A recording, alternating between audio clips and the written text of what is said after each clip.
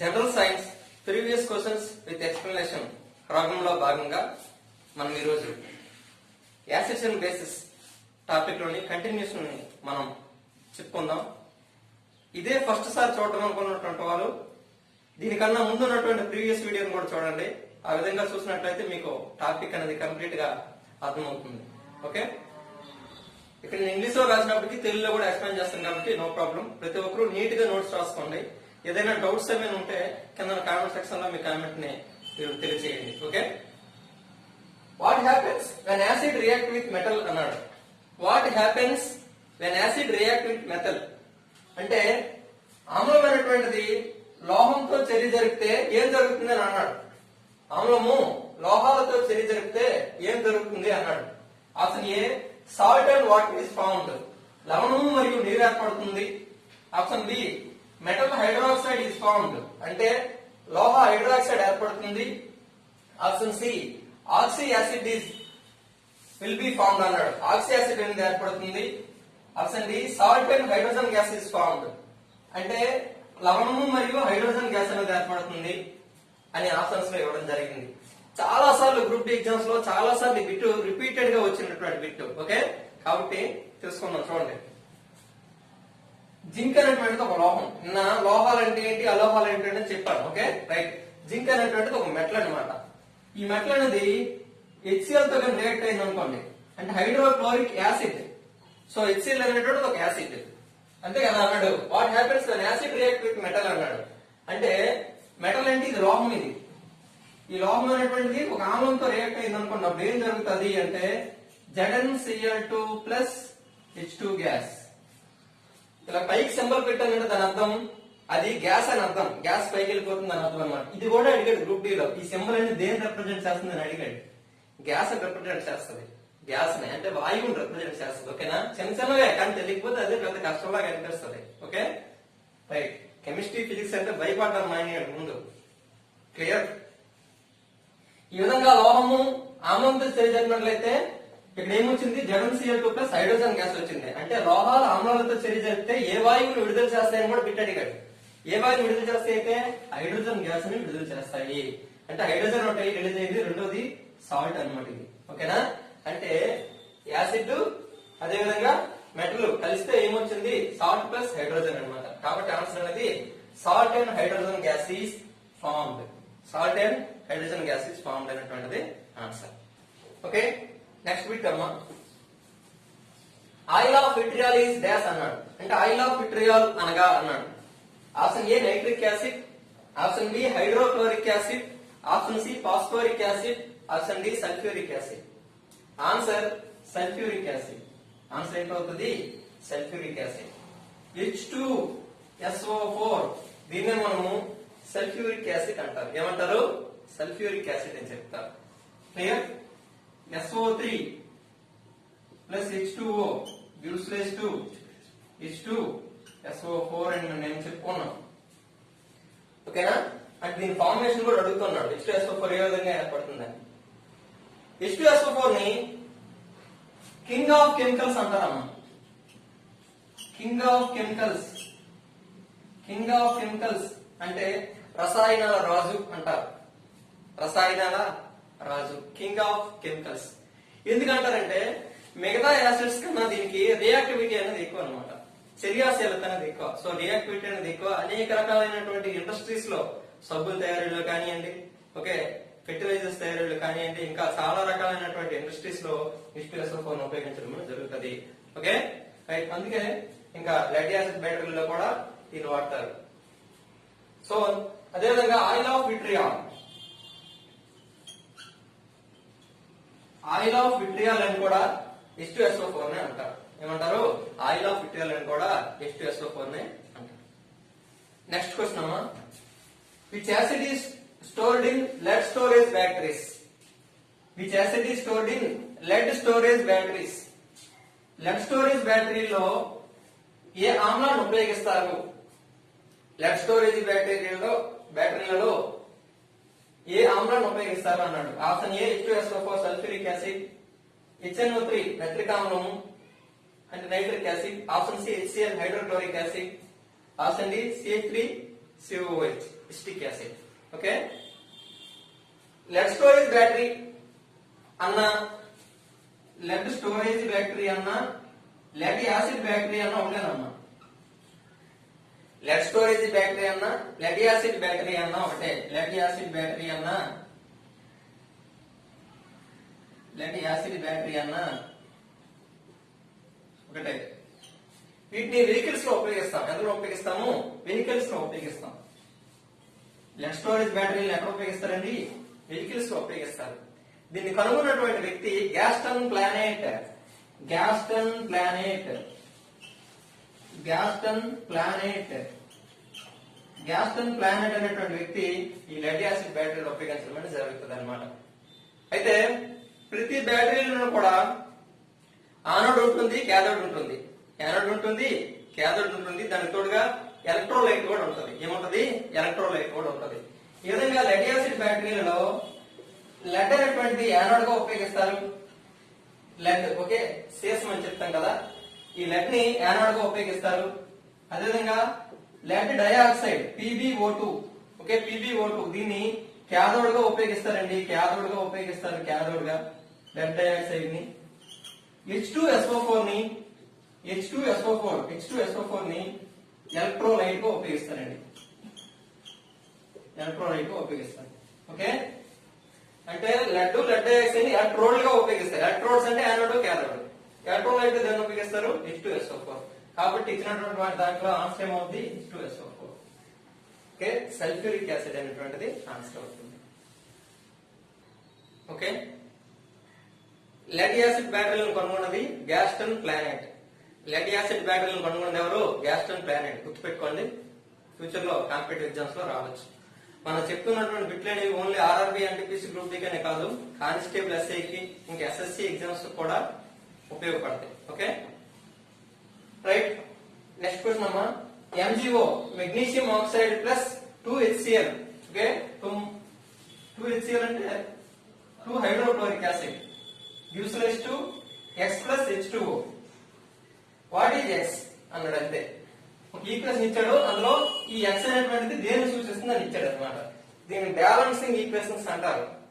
Okay, సమీకరణాలను తుల్యం చేయడం, రసాయన సమీకరణం తుల్యం చేయడం అంటారు తెలుగులో. So balancing equations. ఓకే, ఇప్పుడు మనం ఏం చేయాలంటే లెఫ్ట్ రైట్ సరి చూసుకోవాలన్నమాట. లెఫ్ట్ లో మెగ్నీషియం ఎంత ఉందమ్మా? మెగ్నీషియం ఒకటి ఉంది. ఆక్సిజన్ ఎన్ని ఉన్నాయి? ఒకటి ఉంది. 2HCl అంటే దాని అర్థం హైడ్రోజన్లు 2 ఉన్నట్టు లెక్క. హైడ్రోజన్లు ఎన్ని ఉన్నాయి? 2. Cl అన్నాం. క్లోరిన్లు ఎన్ని ఉంటాయి? 2 ఉన్నట్టు లెక్క. ఓకే, ఇప్పుడు రైట్ పోతాం. ఇదంతా లెఫ్ట్. రైట్ పోతాం. రైట్ లో హైడ్రోజన్స్ ఎన్ని ఉన్నాయి? 2 ఉన్నాయి. ఆక్సిజన్ ఎన్ని ఉన్నాయి? ఒకటి ఉండాలి.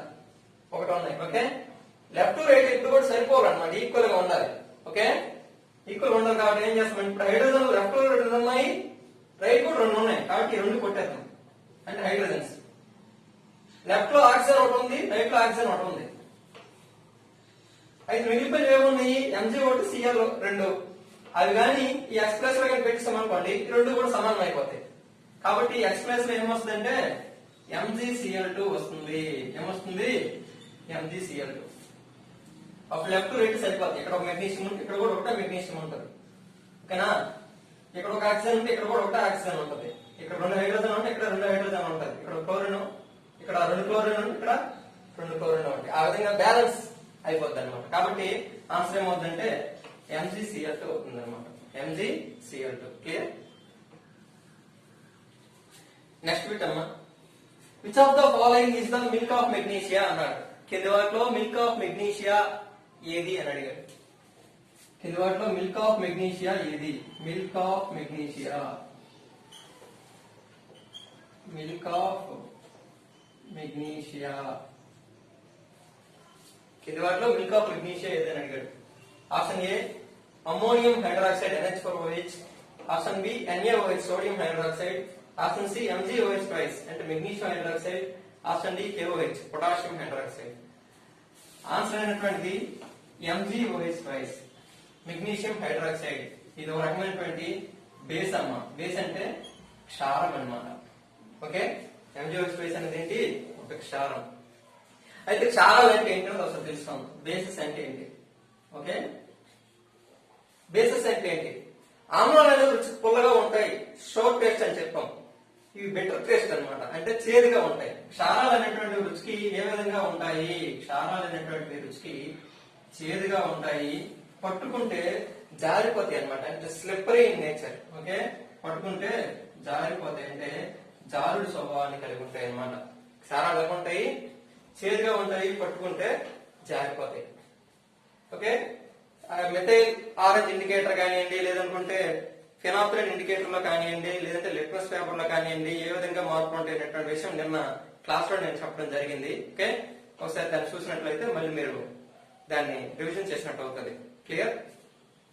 అది చూడమ్మా, ఎందుకు ఈ బేసిస్ అనేవి ఏ విధంగా ఏర్పడతాయి అంటే, లోహ ఆక్సైడ్లను వాటర్ తో రియాక్ట్ చేయించాలి.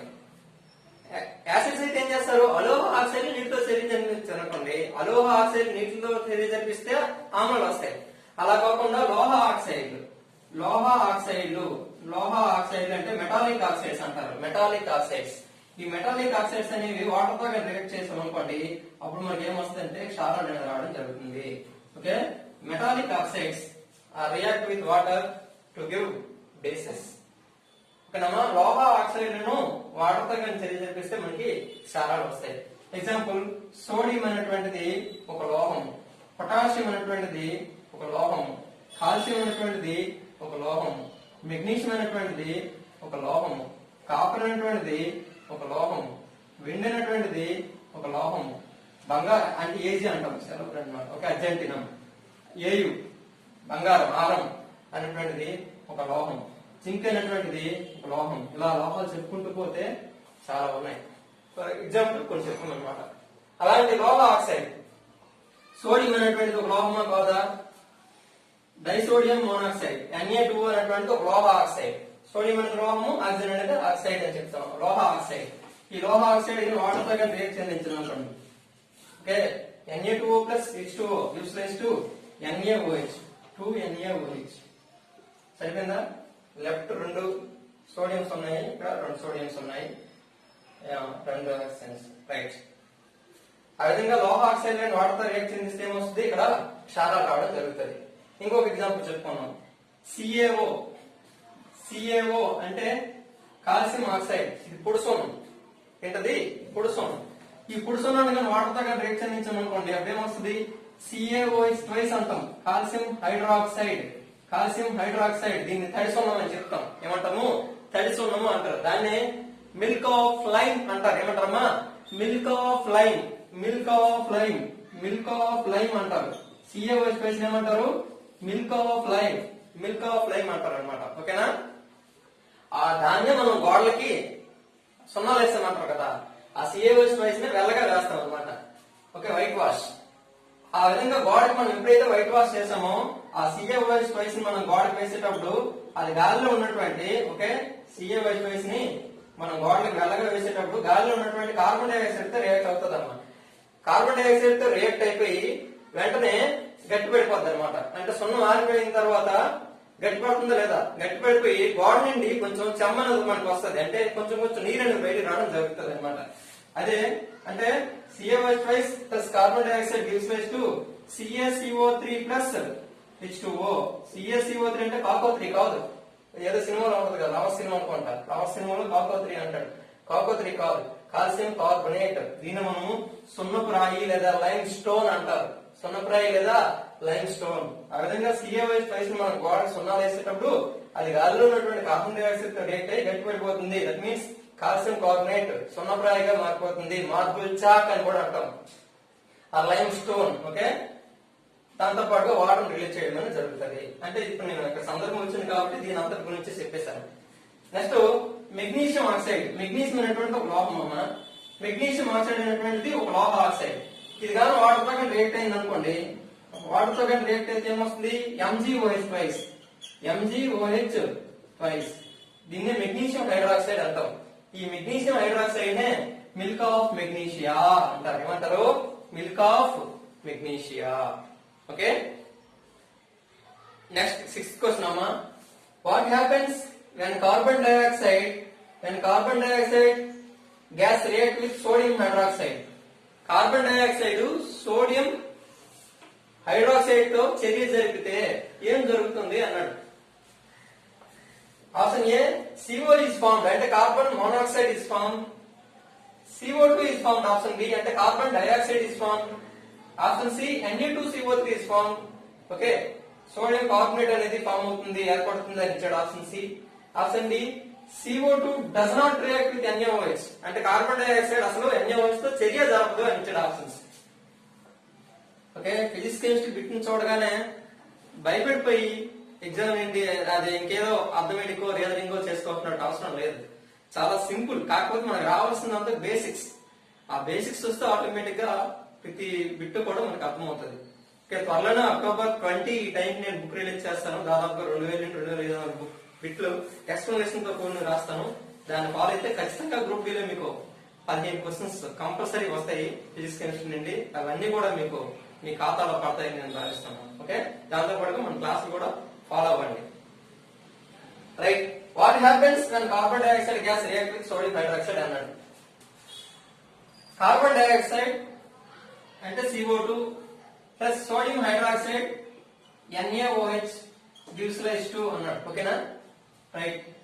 ఇక్కడ రెండుగా వేసుకున్నట్లయితే Na2CO3 అంటే రెండు సోడియంస్ లెఫ్ట్ సైడ్ ఉన్నాయి, రైట్ కూడా రెండు సోడియంస్ రాసాం. కార్బన్ ఇక్కడ ఒకటి ఉంది, ఇక్కడ ఒకటి ఉంది. ఇక్కడ ఆక్సిజన్ ఎన్ని ఉన్నాయి? 3 ఉన్నాయి. ఇక్కడేమో ఆక్సిజన్లు ఇక్కడ 2, ఇక్కడ 2, 4 ఉన్నాయి. అంటే ఒక ఆక్సిజన్ మిగిలిపోయిందా లేదా? సో ఒక ఆక్సిజన్ మిగిలింది. ఇంకేం మిగిలాయి? హైడ్రోజన్స్ అక్కడ చూసుకుంటే 2 ఉన్నాయి. ఇక్కడ అసలు హైడ్రోజన్లు లేవు కాబట్టి అంటే 2 హైడ్రోజన్స్ మిగిలాయి. ఆ 2 హైడ్రోజన్స్ ఇక్కడ రాసుకోవాలి. H2O వస్తుంది. అంటే సోడియం కార్బోనేట్ ప్లస్ వాటర్ అనేది ఫామ్ అవడం జరుగుతుంది. జస్ట్ బ్యాలెన్స్ చేసుకోవడం అంటే ఎంతో కొంత అవగాహన ఉంటేనే ఈ బిట్ చేయగలరు. ఆప్షన్స్ పెట్టుకుని వెళ్ళిపోవడం అంటే అంత మించి ఏం చేయలేము. ఓకే, ఇది ఈ రోజు క్లాస్. రేపటి క్లాస్ లో రిమైనింగ్ గ్యాస్ బేస్ కి సంబంధించి కంటిన్యూ చేద్దాం. ఇక్కడ వెదర్ ఒకటి బాగలేదు. Thank you for watching this video. ఈ వీడియో కనుక మీకు నచ్చినట్లయితే లైక్ చేయండి, షేర్ చేయండి, సబ్స్క్రైబ్ చేసుకోండి. పక్కన ఉన్న బెల్ ఐకాన్ మాత్రం ప్రెస్ చేయడం మర్చిపోకండి. Thank you. Your Venkat sir.